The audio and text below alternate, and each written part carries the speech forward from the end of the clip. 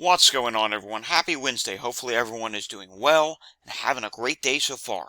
It is time now for the Wednesday weather update for Wednesday, November 6th, 2024. If you're new to my channel, welcome to my channel.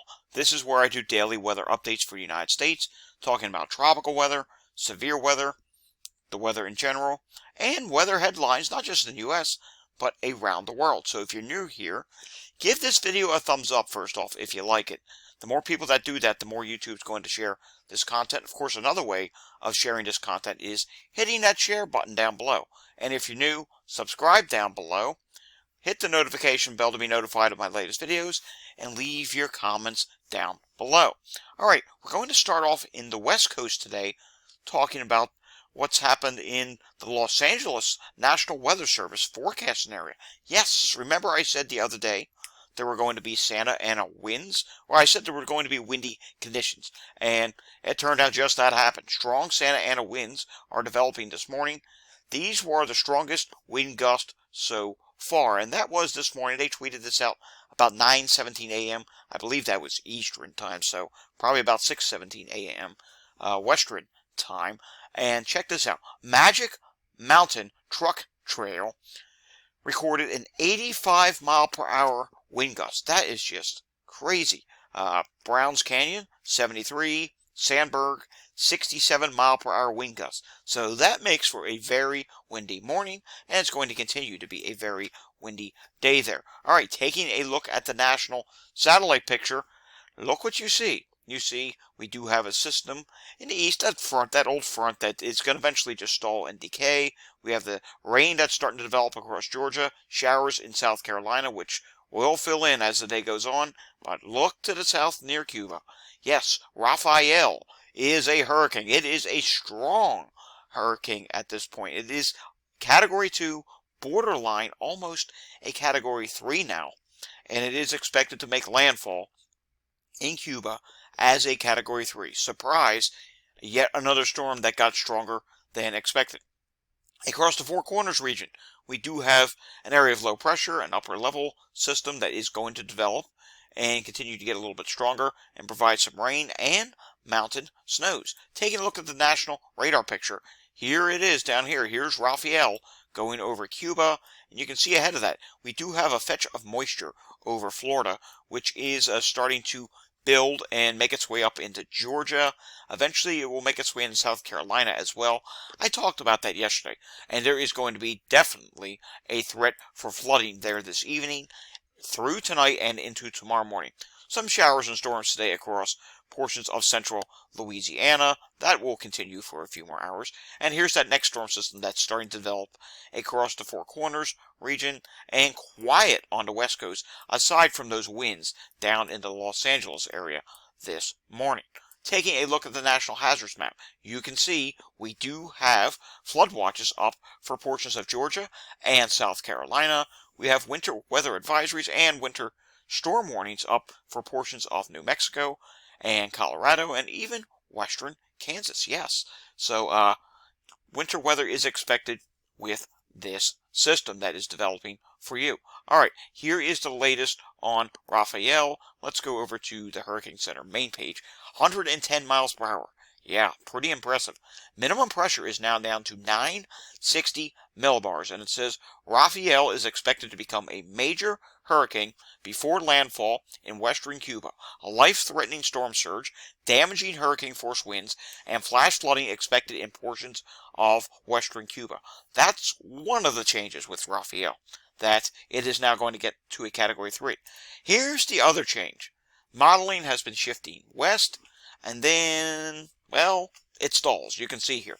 So it's going to make landfall tonight in Cuba. It's going to go back into the Gulf of Mexico, or over into the Gulf of Mexico, as a hurricane, remain a hurricane through at least Saturday morning, and then go into the Western Gulf and eventually stall, get stuck, maybe come back east, do something. There's a lot of disagreement as to what's going to happen when it gets there, but yes, that is the big change now, that this is going to get to a major hurricane, and it's going to get further to the west in the Gulf than it earlier looked. Taking a current look at Rafael, you can see there is an eye with Rafael, and you also do see, look at this convection.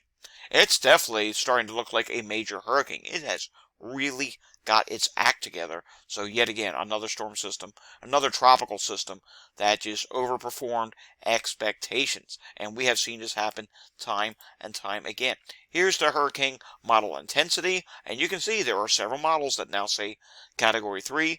And look at this. Some of them actually keep it a Category 3 in the Gulf of Mexico now.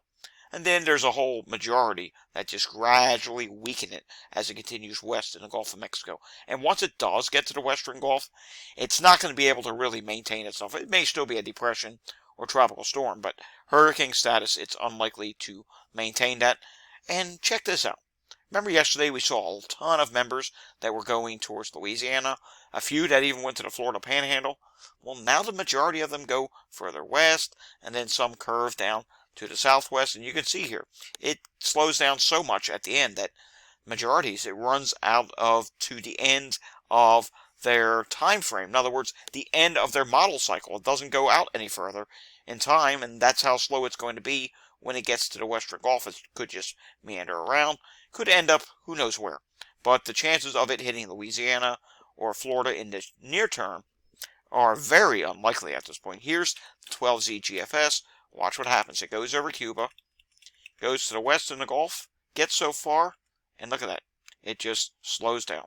And now we're already into next Monday. It's still out there, still a tropical storm or a depression, and you can see it just meanders around in the Gulf day after day after day before it eventually, poof, fizzles. Let me show you the European model. The European was big last night on this shifting west. And take a look. There it goes over Cuba. And you can see here, it actually does get stronger on the European in the Gulf of Mexico, but watch what happens as this goes west.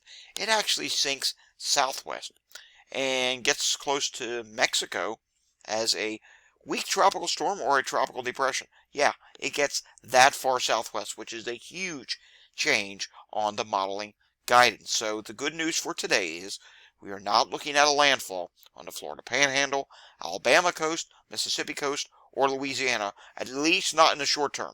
What happens after it gets stuck in the Gulf remains to be seen, but the one thing that there is agreement on is going to be at a weakened state at that point. Alright, we still do have to talk about this, though. In the Florida Keys, there is a slight risk of severe weather for today, and that is mainly because there is a risk of tornadoes for today. 5% area for that, and you can see wind and hail are less than 5% in all areas across the country for today. Day 2, there is now a slight risk for portions of central Texas with a marginal risk surrounding that. Tornado at this time is 2%, wind is 5%, and hail in the slight risk, which caused the slight risk, is up to 15%. Then when we take a look at Day 3, there's yet again a marginal risk across Texas for severe weather. Taking a look at this, yes, there is still quite a bit of precipitation forecast for several areas. First off, in Georgia and South Carolina, even portions of the Florida Panhandle, heavy rains are expected for you. You saw that on radar. I'm going to show it to you on the 12Z HUR run, and you're going to see that you will be dealing with heavy rains. There still could be some heavy rains along what's left of that cold front or boundary at this point. It's going to stall, and some areas could see remaining heavy training cells that continue along that. You saw in Louisiana back on radar, and I'll go back to that for just a second, that there are still a few training segments there that continue.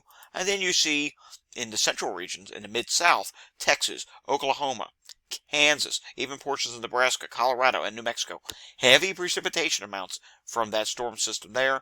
And over the next 7 days, there's going to be quite a bit of precipitation that accumulates in the Pacific Northwest. It is going to get very active for you. Take a look at this. Excessive rainfall risk for today. It is now up to moderate. I thought it would get increased to moderate across Georgia and South Carolina, and it did just that. I'm concerned there will be flash flooding issues this afternoon and into tonight. I remember yesterday's video, we titled it a significant flooding risk for you, and yes, I do believe that is still on tap to happen for you tonight. Alright, let's take a look at the HUR model for just that, because it really gets impressive. First off, here's the front, and you can see what's left of that front. And you can see as the day goes on, the moisture from that front will start to dissolve, and that front won't really have much left to work with. But look what happens this evening over Georgia, South Carolina, even Alabama does get some showers. But watch what happens. This heavy rainfall, it just sits over the same areas, slowly shifts to the southeast. Here's that old front once again. You can see some moisture does linger over that tonight. And watch what happens. Yeah, southern South Carolina, you really get dumped on. Georgia, Atlantic coast, you get dumped on as well. How much rainfall is the HRRR showing? Wait till you see this. Now, I'm not saying it's right. It could be extreme. Yeah, you're seeing some oranges and yellows here. That's 10 plus inch rainfall areas. If you do get some areas where cells just converge together and they stall, you could get 2 to 2.5, maybe even 3 inch per hour rainfall rates that sit over some areas. And that is what the HRRR is trying to point out. So we will really have to keep an eye on that. Places that see that happen will see a significant flash flooding threat. Remember, turn around, don't drown. All right, let's take a look at something else that's a pretty big weather story, and that is the fact that in the east, we are dealing with record warm temperatures today. I mean, southeast Pennsylvania, where I'm at, we are going to hit 80 today. It is already 78 degrees at noontime in November. This is just unreal. And you can see, ahead of that front that's not going to do much, you can see in the southeast, there's a lot of places in the 80s. In fact, you even get close to 90 degrees. There may even be a 90-degree reading today in Florida. I kid you not. It is going to be that warm. And you can see here, there actually is a point where the NAM model does get it up to 90 degrees. Now, where that upper level system does get going across the Four Corners region, watch what happens with the temperatures there. Yeah, things get very cold on the dam. You are seeing temperatures in the 20s, teens, even highest elevation mountains in Colorado. Is that a single digit I'm seeing? Yes, that is a single digit temperature on the NAM. And even Denver, Colorado, it is going to get very cold for you over the next several days with this system. Alrighty, moving on now. We're going to use the European model today because I want to show you the rainfall now in the northwest. First off, here's what happens across Georgia, South Carolina. You had the Europeans on board for that as well. You do see there'll be another round of moisture that sets up along that boundary tonight before that boundary eventually dissolves. It tries to push southeast. And look over Texas. And look over the Four Corners region. There it is. That's next system that sets up. And there is some good news that comes from this system. As I advance this towards the second half of the weekend, look how it makes its way northeast.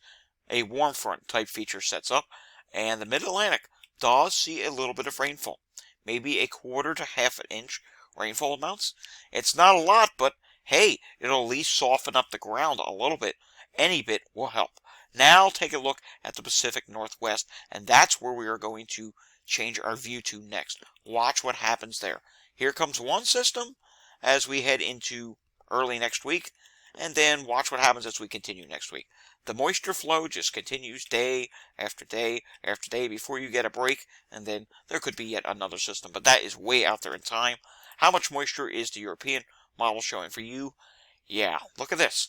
Pretty similar to what you saw from the Weather Prediction Center. Seattle, Portland, Oregon. Get ready. It is going to be a very stormy period through most of next week.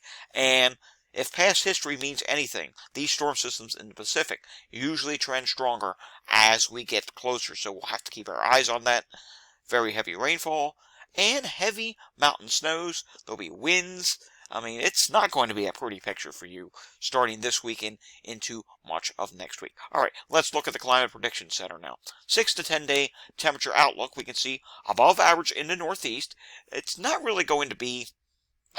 It's not going to really feel like fall in the northeast, and the only day that's going to be somewhat unsettled is on Sunday when that warm front comes through in the evening with those quarter to half inch rainfall amounts, below average on the west coast, and slightly above average in between. And then we see the 6 to 10 day precipitation outlook, above average in the Great Lakes region, like Chicago, Green Bay, Wisconsin, Milwaukee, Minnesota. Above average in the Pacific Northwest. I do agree with that. You just saw the European. It's very wet out there. Slightly above average in the southeast. Near normal in the northeast. I mean, that's not going to be much from that warm front. Then we take a look at the 8 to 14 day temperature outlook. Above average in the east, below average in the west. And on the 8 to 14 day precipitation outlook, near normal in the northeast, above average in places over the Great Lakes and upper Midwest, and slightly above average in the West. And that does it for today's weather update. We will have another weather update again tomorrow. If you're down in the Los Angeles area or Southern California, hold on to your hat today. It's going to be windy. If you're in Georgia and South Carolina, turn around. Don't drown. You're going to deal with flooding today. If you're in Colorado or New Mexico, maybe you're in the mountains, get ready. You're going to get a snowstorm. It is coming for you. And if you're in Cuba, my prayers go out to you. Best of luck with Rafael. Please stay safe. If you like this video, give it a thumbs up. Want to see more content like this? Subscribe down below. Hit that notification bell. Share this video with anyone you know. The more you share the video, the more it will get seen. The more I will help keep people safe and informed of the upcoming weather. And of course, any questions or comments, just leave them down below and I'll be happy to respond. I'll see you all again next time. Until I see you again next time, stay safe and have a fantastic Wednesday afternoon. Thanks for watching.